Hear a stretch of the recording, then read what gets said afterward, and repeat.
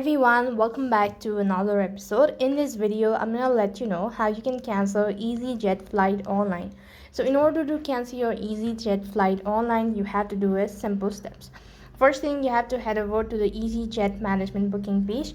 So you can go ahead and type in Easyjet manage booking page. So while you're on this page, you'll be able to see the sign up option. Go ahead and log in into your account by entering your email address and then your password. Now if you don't have an account, you can sign in with your booking reference and the surname as well. You'll find this on the confirmation email. Select your flight and amend or cancel your booking. And next thing, what you have to do is you just have to give a reason for canceling your flight, and when you give a valid reason, you'll be able to see some sort of notification. Go and read that, and with that you'll be able to know that you've successfully canceled Easyjet flight online.